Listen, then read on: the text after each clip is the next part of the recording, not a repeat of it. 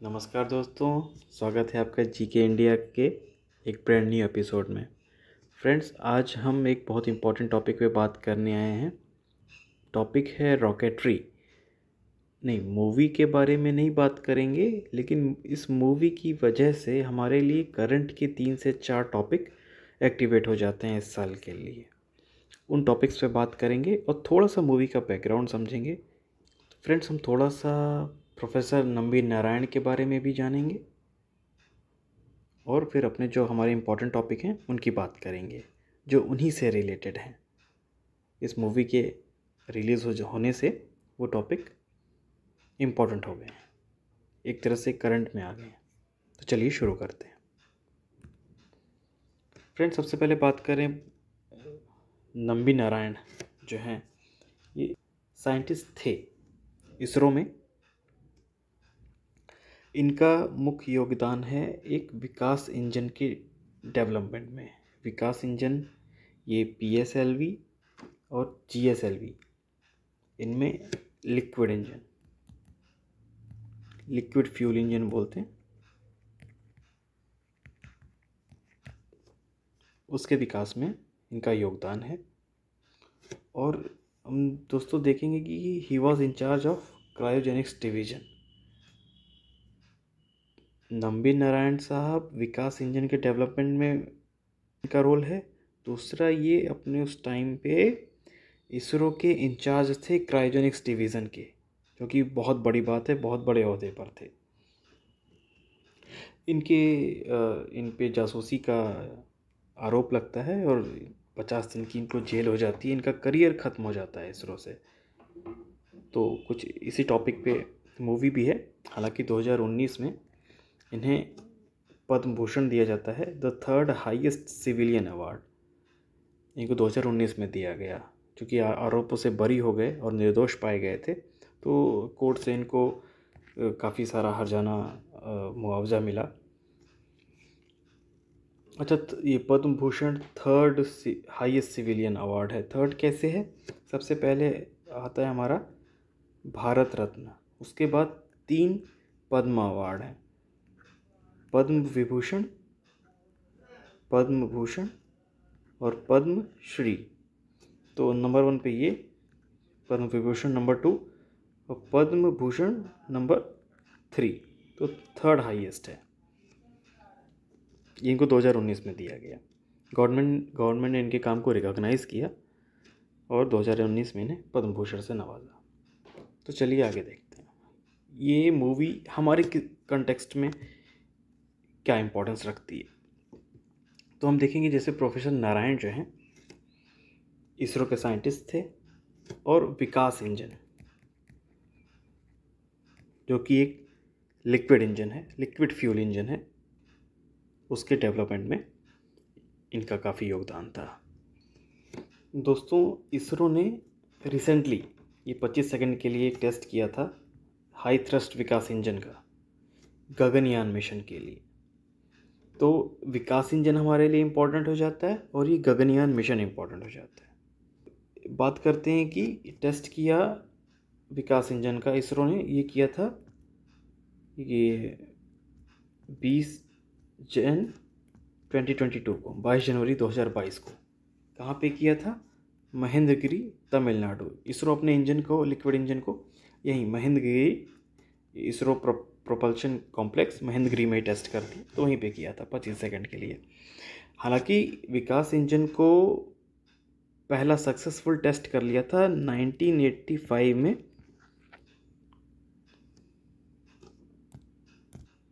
1985 में नंबी नारायण साहब की टीम ने पहला सक्सेसफुल टेस्ट कर लिया था विकास इंजन का। ये इवॉल्व हो रहा है, हाई थ्रस्ट विकास इंजन है, जिसका अभी रिसेंटली गगनयान मिशन के लिए टेस्ट किया गया है। तो हमारे एग्ज़ाम के लिए विकास इंजन और गगनयान मिशन, ये 2 टॉपिक इम्पॉर्टेंट हो जाते हैं। और दूसरा हो जाता है cryogenics, cryogenic engine.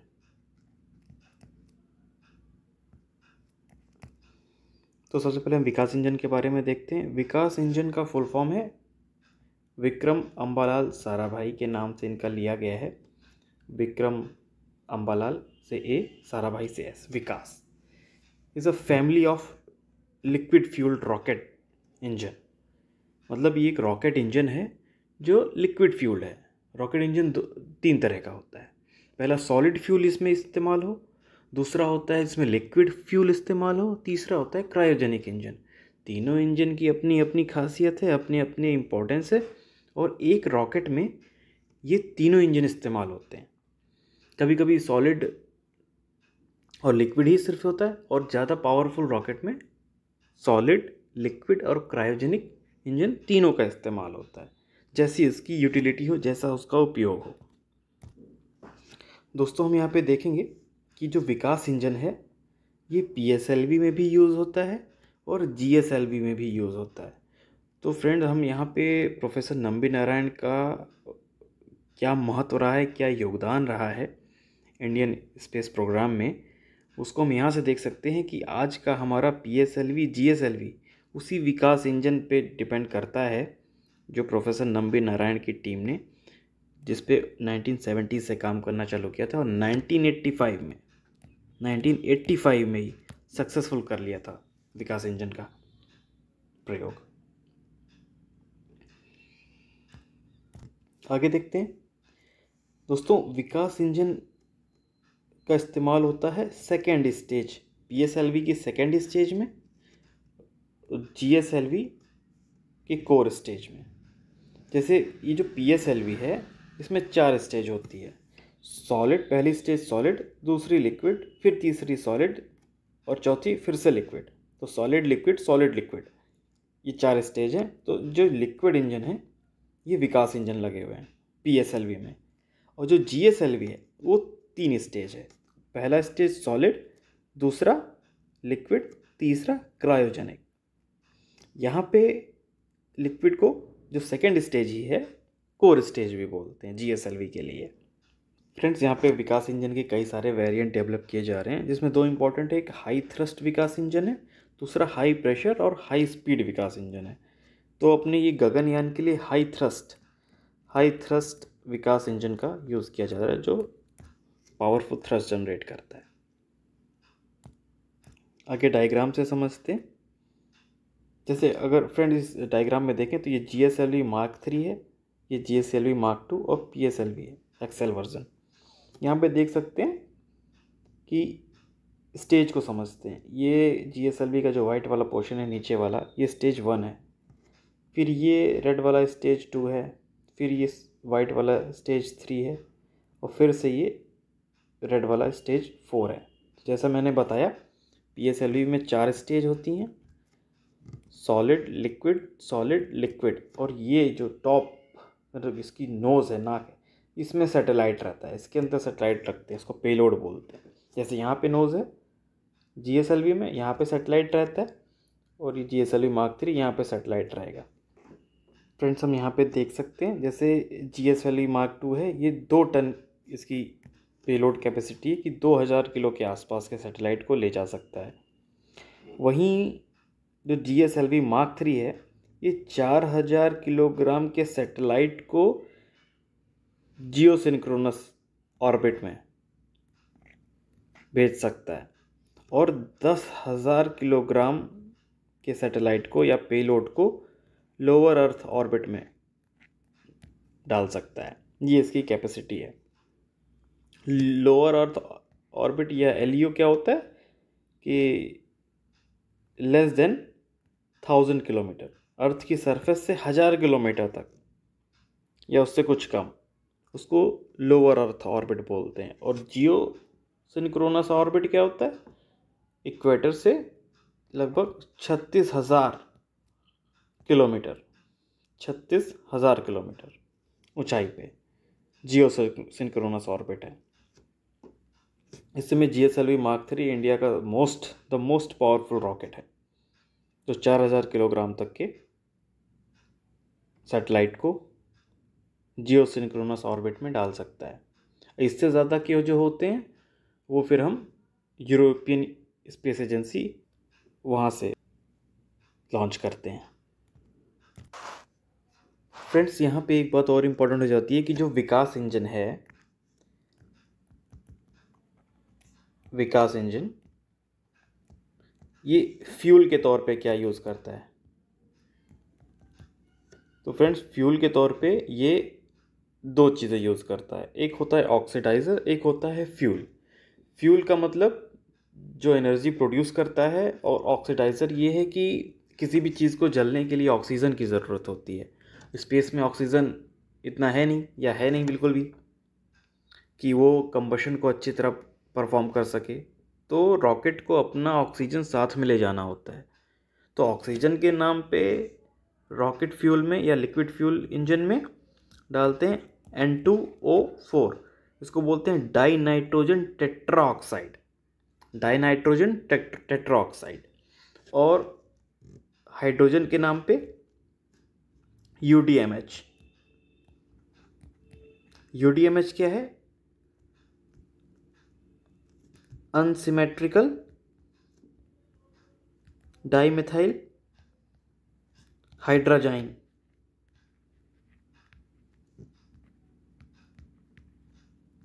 Unsymmetrical dimethyl hydrazine, UDMH। ये दोनों कंपाउंड जो हैं रूम टेम्परेचर पे लिक्विड होते हैं।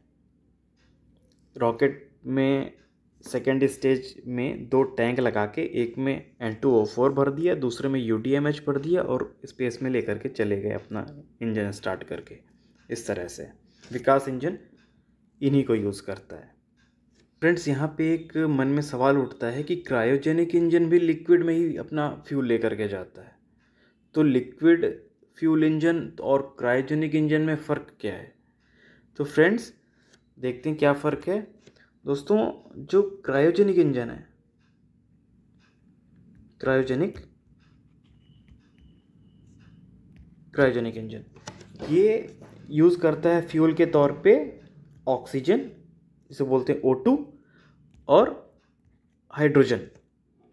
ये जानते हैं हम, हाइड्रोजन बेस्ट फ्यूल है, तो बेस्ट फ्यूल यूज़ करते हैं। लेकिन ये गैस के फॉर्म में होता है नॉर्मल टेम्परेचर पे। अब ये दोनों गैस होती हैं, रूम टेम्परेचर पे गैस होती हैं।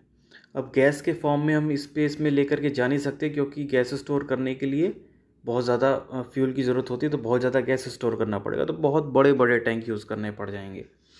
तो उसका सॉल्यूशन ये है कि इन गैसों को हम लिक्विफाई कर दें। जैसे हम सिलेंडर में हमारी LPG गैस होती है, वो लिक्विफाइड कर दी जाती, ताकि छोटे से वॉल्यूम में, छोटे से सिलेंडर में ही खूब सारी गैस आ जाए। ठीक है, ठीक इसी तरह से ऑक्सीजन को और हाइड्रोजन को लिक्विफाई कर देते हैं। अब ऑक्सीजन जो है -183 डिग्री सेल्सियस तक ठंडा करते हैं, तब जाके लिक्विफाई होती है। वहीं हाइड्रोजन और भी कम, -253 डिग्री सेल्सियस पे लिक्विड में बदल जाती है, गैस से लिक्विड में बदल जाती है। इसलिए इसको क्रायोजेनिक कहते हैं, क्योंकि बहुत बेहद कम टेम्परेचर पे ये वर्क करता है इंजन, इसलिए इंजन को क्रायोजेनिक इंजन कहते हैं। क्रायोजेनिक्स का अर्थ ही होता है कि बहुत कम टेम्परेचर पे पदार्थों के व्यवहार का अध्ययन करना। तो ये -183 डिग्री सेल्सियस पे ऑक्सीजन और -253 डिग्री सेल्सियस पे हाइड्रोजन लिक्विफाई होती है। तो इसके लिए टेक्नोलॉजी टोटली डिफरेंट हो जाती है कि इतने ठंडे फ्यूल को कैसे बर्न करना है, क्या मैकेनिज्म होना चाहिए। तो उसके लिए क्रायोजेनिक इंजन अलग से यूज़ होता है। ये लिक्विड फ्यूल इंजन से बिल्कुल अलग है। बिल्कुल कंफ्यूज नहीं करना चाहिए कि विकास इंजन भी लिक्विड फ्यूल से चल रहा है और क्रायोजेनिक इंजन भी लिक्विड फ्यूल से चल रहा है। तो विकास इंजन का जो फ्यूल है N2O4 और UDMH, ये जो कंपाउंड है, ये नॉर्मल रूम टेम्परेचर पे लिक्विड होते हैं, जबकि क्रायोजेनिक इंजन का फ्यूल ऑक्सीजन और हाइड्रोजन, इनको लिक्विफाई किया जाता है क्रायोजेनिक टेम्परेचर पे। दैट इज़, ऑक्सीजन होता है -183 डिग्री सेल्सियस पे और हाइड्रोजन होता है -253 डिग्री सेल्सियस पे। ये एग्ज़ाम में पूछा हुआ है कि क्या टेम्परेचर होता है रिलेटिव ऑक्सीजन का और हाइड्रोजन का। तो ये इसको तो याद होना चाहिए आपको। तो ये चलिए, ये तो बात होगी विकास इंजन की और क्रायोजेनिक इंजन की, दोनों में अंतर भी हमने समझ लिया।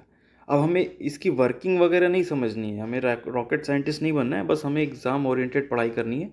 हमारे एग्ज़ाम में क्या चीज़ इंपॉर्टेंट है, बस वही पॉइंट हमें पकड़ने और आगे निकल जाना है। चलिए आगे देखते हैं क्या है। तो ठीक है फ्रेंड्स, ये देख रहे हैं हमारा ये GSLV Mark 3 है। इसमें ये 2 सॉलिड बूस्टर लगे हुए हैं जो सॉलिड फ्यूल से चल रहे हैं, और ये बीच ये देखिए, ये ग्रीन है टैंक है, ये रेड टैंक है, ये दोनों ऑक्सीजन के और हाइड्रोजन के टैंक हैं, लिक्विफाइड हैं। और ये हमारा यहाँ पे इंजन लगा है और यहाँ पे पेलोड रहता है जिसको हमें भेजना है। हम देखेंगे यहाँ पे कि चंद्रयान 2 जो है उसको भी हमारे GSLV Mark 3 से ही भेजा गया था, और गगनयान को भी GSLV Mark 3 से लोअर अर्थ ऑर्बिट में भेजा जाएगा। ये इंपॉर्टेंट होता है कि गगनयान कहाँ भेजा जाएगा, लोअर अर्थ ऑर्बिट में। कितनी हाइट पे, ये approximately 400 kilometre above earth surface, 400 kilometre तक भेजा जाएगा। वहाँ पे 7 दिन रहेंगे, एस्ट्रोनॉट रहेंगे 2 से 3, उसके बाद वो वापस आ जाएंगे। गगनयान भेजा जा रहा है GSLV Mark 3 से, जो अभी तक का द मोस्ट पावरफुल लॉन्चर है इंडिया का। चलिए अब हमारा नेक्स्ट टॉपिक है गगनयान मिशन, उसके बारे में देखते हैं। देखिए गाइस, ये है हमारा गगनयान मिशन। ये हम देख सकते हैं हमारा GSLV Mark 3 है। यहाँ पे लगे हैं solid rocket booster, solid fuel वाले। ये बीच में इसका कोर लिक्विड इंजन जिसमें लगा है विकास, और ये है हमारा क्रायोजेनिक इंजन यहाँ पे। और ये इसकी नोज़ में ये रहा ऑर्बिटल मॉड्यूल। ऑर्बिटल मॉड्यूल क्या है, जिसमें ये एक समझ लीजिए छोटा सा कमरा है जिसमें एस्ट्रोनॉट रहेंगे। इसमें कहा है 3 एस्ट्रोनॉट के रहने की है 7 दिन के लिए स्पेस में रहेंगे। और ये कहाँ भेजा जाएगा, ये 400 किलोमीटर लोअर अर्थ ऑर्बिट में, LEO में। तो हम देखेंगे ये ISS जो है ये भी 400 किलोमीटर की हाइट पे है, इंटरनेशनल स्पेस स्टेशन जिसे हम कहते हैं, वहाँ पे है ये सारी लोअर अर्थ ऑर्बिट्स हैं। अलग अलग ऑर्बिट में अलग अलग चीज़ें हैं। जैसे ये वेदर बलून है, जो मौसम की जानकारी के लिए बलून हवा में तैरते हैं, वो 30 से 35 किलोमीटर की हाइट पे रहते हैं। हमारा जो कॉमर्शियल एयरक्राफ्ट है, जो आपका एरोप्लेन में बैठ के जाते हैं आप इधर उधर, वो 11 से 12 किलोमीटर की हाइट पे उड़ते हैं। ठीक है, ये हमारा गगनयान मिशन को लॉन्च करने का था कि 2021 में इसको लॉन्च करना है, एग्जीक्यूट करना है, लेकिन कोरोना की वजह से काफ़ी डिले हो गया। तो अब ये उम्मीद की जा रही है 2023 नहीं तो 24 तक लॉन्च किया जाएगा। तो ध्यान देंगे कि ये हमारे लिए अगले 1 से 2 साल तक एक हॉट टॉपिक बना रहेगा गगनयान मिशन। ये इंडिया का पहला मैन्ड स्पेस मिशन है। अभी तक इंडिया ने अपने जो भी एस्ट्रोनॉट भेजे हैं, सबसे पहले राकेश शर्मा गए थे, वो रशिया के सोयूज से गए थे। इंडिया ने खुद नहीं भेजा है। अभी सिर्फ 3 कंट्रीज़ हैं जिन्होंने जो है स्पेस में अपने खुद से एस्ट्रोनॉट भेजे हैं। सबसे पहले USA, रसिया, और तीसरा है अपना पड़ोसी चाइना। ये इन तीनों ने अचीव कर लिया है। इंडिया अगर अचीव कर लेता है इसको सक्सेसफुली तो इंडिया विल बी 4th। ये ध्यान देंगे, भारत चौथा होगा। रशिया है, USA है, चाइना है, और इंडिया 4th होगा। तो हम जानते हैं जैसे पहला अंतरिक्ष यात्री यूरी गागरिन का नाम जानते हैं, तो वो रशिया था। सबसे पहले रशिया ने अपना एक एस्ट्रोनॉट भेजा था, वो भी लोअर अर्थ ऑर्बिट में ही भेजा था, यूरी गागरिन को। और महिला थी वेंडिलेना टेलिस्कोवा, जो पहली महिला अंतरिक्ष यात्री जिन्हें हम पढ़ते हैं। जी फ्रेंड्स, मुझे लगता है इतना एनफ होगा एग्ज़ाम के पॉइंट ऑफ व्यू से। तो मूवी रॉकेटरी एक अच्छी मूवी है, फिर से कहूँगा, एक काफ़ी अच्छी मूवी है, एक अच्छी डॉक्यूमेंट्री है। आपने नहीं देखी है तो आपको देखनी चाहिए। वो आपको बहुत अच्छी जानकारियाँ मिलेंगी, और उससे रिलेटेड जो ये टॉपिक हैं रॉकेटरी मूवी से, वो आपने कवर किए। इन पे नज़र ज़रूर बनाए रखें। ये एग्ज़ाम में, ऑब्जेक्टिव एग्ज़ाम में और मेंस के दोनों के पॉइंट ऑफ व्यू से बहुत इंपॉर्टेंट है। तो फ्रेंड्स, आज की वीडियो में इतना ही। फिर मिलेंगे नेक्स्ट वीडियो में। अगर आपको वीडियो पसंद आई है तो ज़रूर सब्सक्राइब करें, लाइक करें, और थैंक यू।